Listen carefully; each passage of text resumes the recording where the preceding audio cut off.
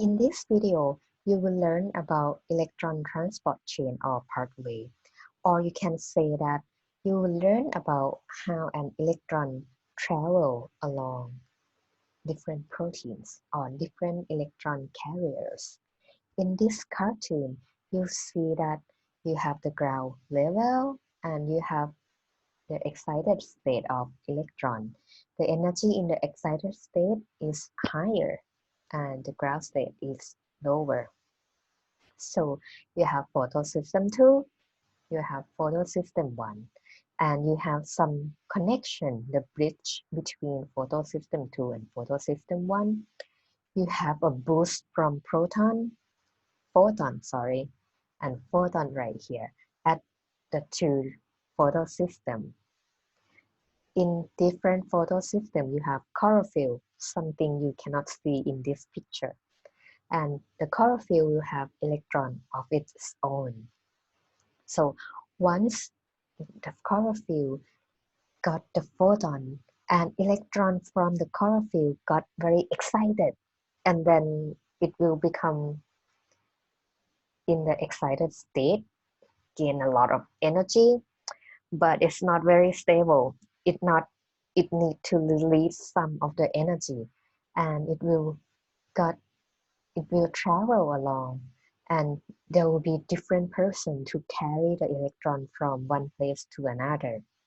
And right here, this girl carry an electron and she will pass this electron to different person, and then this will go along the mill, and in between this bridge you have a mill that make ATP. During the process of electron transferring, you make ATP only somewhere between photosystem 2 and photosystem 1. So the electron right here will leave the photosystem 1 and become and be at photosystem 1. In photosystem 1, it will receive an energy from the photon again. And this electron, once it gets energy from the photon at 700 nanometer, it will get excited again, and then it will get carried over by different electron carrier. The final destination is NADPH. Alright, so you start from photosystem 2. This one electron will go along the way to photosystem 1. During the process, it will make ATP in the middle, and once it go to photosystem 1, it gain more energy and get excited again, and finally it will go to NADPH, which is a cofactor that will give some electron in or energy in the carbon reaction later in this lecture. This is a similar scheme but more serious, right? So you have redox potential, more like an energy. Redox potential is mean the potential to give an electron. So the higher the potential, that means it's more likely to give an electron. But in the lower state, it's more likely to receive an electron because it's oxidizing part and reducing part. So in photosystem 2, you start from water, right? I didn't mention water before, right? So I mentioned that chlorophyll in the reaction center at P680 because this chlorophyll in the reaction center of photosystem 2 need an energy from the light at 680 nanometers in the wavelength. So electron from this chlorophyll will get lost along the way, but it will be replenished by the splitting of water into oxygen and proton. And this electron will be replaced, the electron that get lost along the way. So electron from here got the light, or the red light, and then it will come excited, and it will be carried over in the electron transport chain. During this part, it will make ATP. And once it gets to the photosystem 1, it can be excited again by getting the far red light at wavelength 700. Here, it needs the strong reductance. That means it is very good at giving an electron. It will give this electron to many electron carrier until it meets NAD plus, and then NAD plus, once it receives 2 electrons, it will become NADPH, right? So this is the same thing as the previous slide, but you get more detail on who's are electron carrier. You can start from here. Electron from P680 will get excited, and the first electron carrier is pheophytin. And then plastoquinone, you have 3 different forms of plastoquinone, and then to cytochrome B6F complex, and then to plastocyanin, to photosystem 1. And here in photosystem 1, you get to many carriers, which are P700 electron acceptor A0 and A1, iron sulfur proteins, ferredoxins A and B, iron sulfur protein, sorry, 3 of them right here, and ferredoxin. And then finally to an enzyme named ferredoxin NADP plus reductase. This enzyme will transfer the electron to NADP plus, and NADP plus will become NADPH. All right. So this is in the imagination, but in the real situation, is actually occur on the thylakoid membrane. From those energy bars, we can see that they actually occur on the thylakoid membrane, and you will have 4 clusters, 4 um, 4 chunks of proteins. You have 4 of them right here. The first one is the photosystem 2, which is the complex of many proteins or many peptides combining together form a complex. And the second one is cytochrome B6F complex. Then photosystem 1. And finally, this strange looking structure is called ATP synthase. It's something that can make ATP. All right. What happens is this one is the photon energy received by photosystem 2, and electron from photosystem 2 travel to plastoquinone and then to cytochrome B6F complex, to plastocyanin. Plastocyanin transfer an electron to photosystem 1 that gets excited again, and then these electrons can be transferred to ferredoxin and then to NAD plus, NADP plus, and you get an NADPH. During this process, if you remember, the photosystem 2 lose an electron. It will gain that electron back from the water. And during the splitting of water, you will get proton.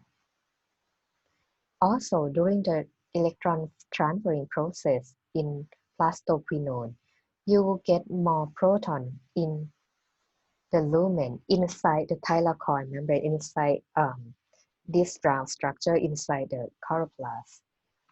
So in here, you build up a lot of proton. You have more proton concentration inside the lumen compared to the stroma of the chloroplast. So in here, once you have higher concentration of proton, we call it has a proton motive force that will drive the ATP synthesis. So what it happens is this ATP synthase will transfer an electron from the higher concentration in the lumen through the stroma. During the process of traveling of the proton, it will make this structure CF0 of the ATP synthase move. It will rotate.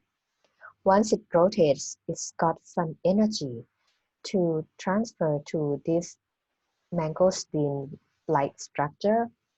And this one, once it's got the rotating energy, it will combine ADP and phosphate together, and it will make ATP as an energy for the carbon reaction. So right here, you get ATP and NADPH as the products for making glucose in the carbon reaction.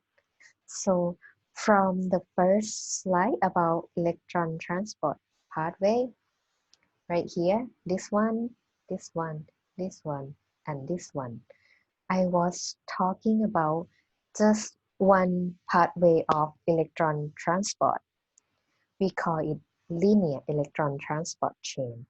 What I mean by linear is mean that electron once it leave water, there is no way that it can return to the water again because it will go to NADPH. It will not come back. But the next pathway that I'm talking about is the cyclic electron pathway or cyclic electron flow. What I mean by that? So in the linear electron flow, you have electron from water to photosystem 2 to this chain to photosystem 1 and to an NADPH. But at some point, then electron one escape to ferredoxins. Instead of passing through this enzyme, it's actually moved back to plastoquinone. And in order to move, and the cause of moving back here is just to produce ATP. So in the linear flow, you produce both ATP and NADPH, but in the cyclic flow, you will not produce an ADPH, but you will produce more of the ATP. Why they have to have two cyclic? I mean, why they have to have two pathway? Because in some point, an ADPH is not needed as much. ATP is need in more abundance.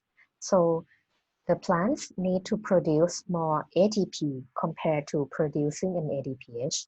So in order to make more ATP, it needs to move an electron back to the plastoquinone, where it can produce more ATP. All right. So we were talking about making ATP a lot and how that happens. So in the previous experiments, um, there this is how the ATP synthesis is discovered. So a scientist separate or isolate chlorophyll from plants and then soak it in the pH 4 solution. So pH 4 means you have more proton. So the lower the pH, the higher the concentration of proton. The higher the pH, you have lower concentration of proton. So he put the chloroplast into pH 4, and then the chloroplast will absorb a lot of proton inside it, and then he moved this chloroplast into higher pH, or in another word, lower concentration of proton. And then right here, he detect the synthesis of ATP by adding ADP and phosphate. So what happens? What happens is inside the chloroplast you have more proton compared to the outer side of chloroplast, and proton inside can move out of the chloroplast and make ATP. So actually I was talking about the isolate chloroplast light, but I think actually it's not the chloroplast, it's actually the thylakoid membrane, the grana inside the chloroplast again. And the force that drives the synthesis of ATP is actually called proton motive force. It is the difference in proton concentration between the membrane. So this is the enzyme ATP synthase and is embedded in the membrane. There are composing of different peptides, a lot of them, and the whole complex is very big, very large. And the first part is embedded in the membrane, it's called CF0. The second part is like a popsicle, it's called CF1 part. The CF0s form a channel across the membrane and it allows proton to move across the membrane. CF1 is made up of 3 copies of alpha and 3 copies of beta units. And this part it can synthesize ATP. The beta part can synthesize ATP. So the whole structure is similar to the ATP synthase in mitochondria that we'll learn more about in the next lecture. And here, once the proton is moved through the channel in the CF0, this part, the C part, will rotate. And during the process of rotation, it will give energy to the beta part, beta unit, that will make ATP. So I will show you some YouTube video right here. Stop sharing. Okay, so I like to show you guys here. Stop share and screen share again.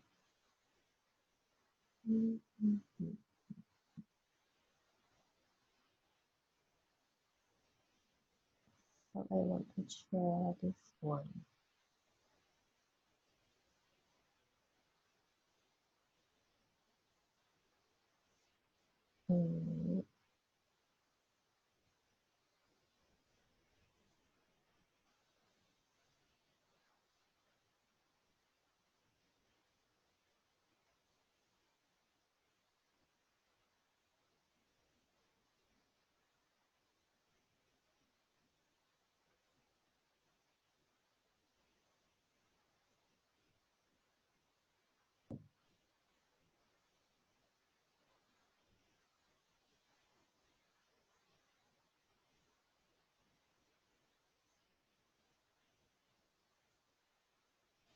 All right, let's get back to our lecture.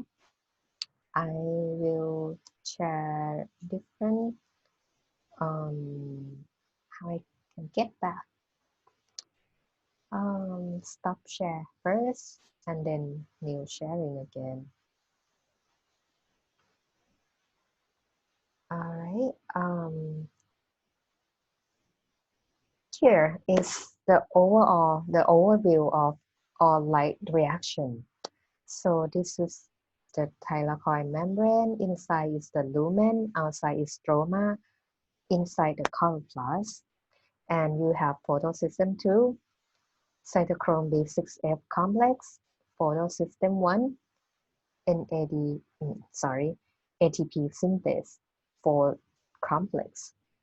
And you have some other electron carriers. So Everything is starting from water splitting, and then it's give electron to chlorophyll in the reaction center of photosystem 1. And once this chlorophyll get the light energy, the electron will get excited and be transferred to the first electron acceptor inside the photosystem 2, and then transferred to plastophenone. And this process, plastophenone, will take some of the proton from the stroma into the lumen. The electron is then transferred to cytochrome B6F complex and then to plastocyanin. This plastocyanin can travel inside the lumen because it is water soluble. It will move to an electron to photosystem 1. Right here, photosystem 1 will get more light energy, and then this electron will be transferred to ferredoxin and then to reduce NADP plus to become NADPH. So this is the linear electron flow.